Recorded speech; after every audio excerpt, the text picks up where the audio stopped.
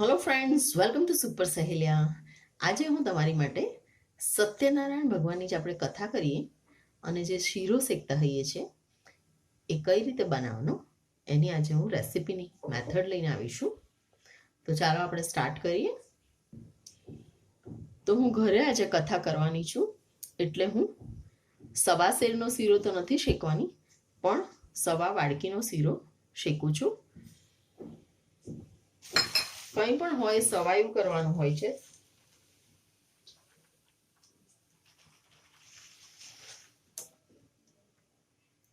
તો આ સવા વાડકી મેં લીધી,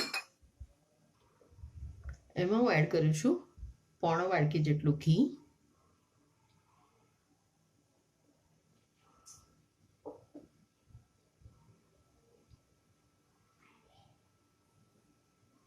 હવે આપણે સરસ એને શેકીશું. આપણે ધીરા તાપે શેકવાનું સ્ટાર્ટ કરીએ.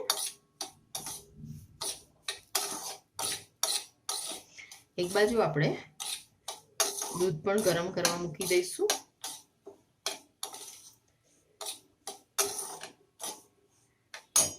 લગભગ આના માટે સવા વાડકી સોજી છે, હું 3 વાડકી દૂધ ગરમ કરું છું.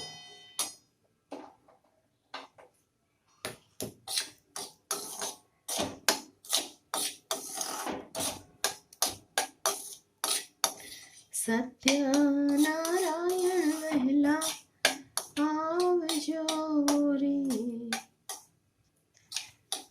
મનની મુરાદ પૂરી કરજો રે. આપણે એને ધીરા તાપે શેક કરવાનું છે, જ્યાં સુધી આ સોજી આપણને હલાવવામાં એકદમ હલકી ના લાગે.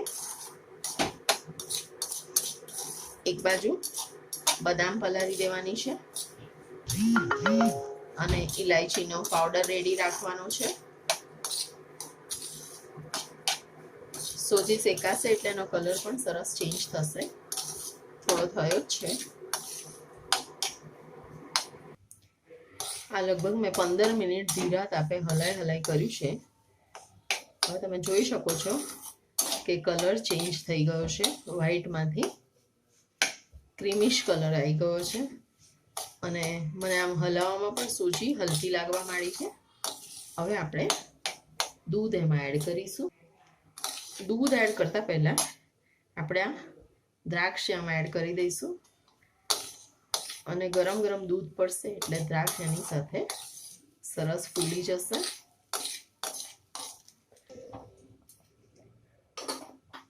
તો દૂધ આપણે એડ કરીશું.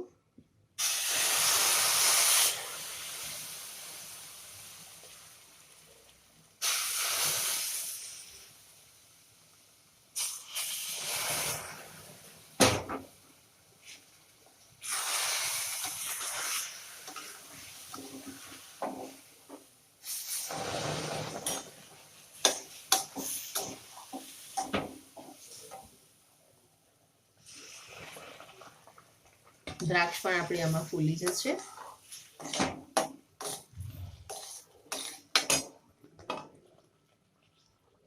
થોડું થોડું એડ કરવાનું દૂધ, એટલે બહુ છાંટા ના ઉડે.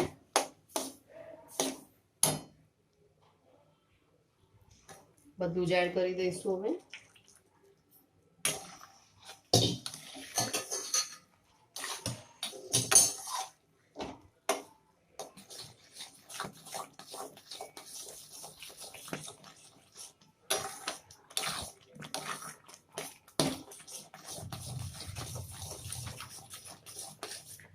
સરસ ધીરા તાપે હલાવીશું.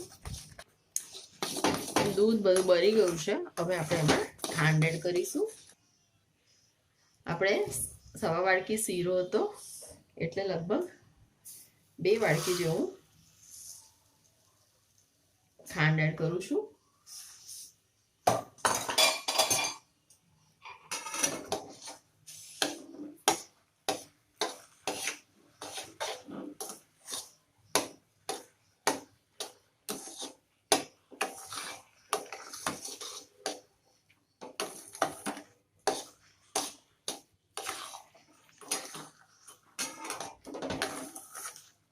ધીરા તાપે હવે ખાંડને પણ આપણે મિક્સ થવા દઈશું. તો તમે જોઈ શકો છો કે શીરો આપણો હવે ઘટ થઈ ગયો છે.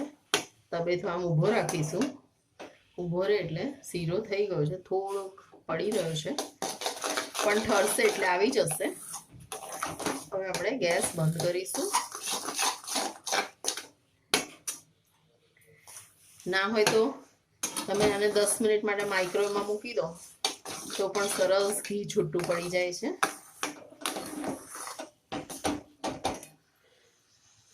Now it is standing. હવે આપણે એમાં બદામ એડ કરીશું. બદામ એડ કરીશું.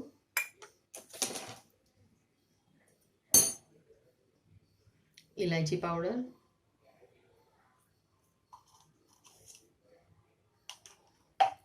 બધું સરસ મિક્સ કરી દઈશું.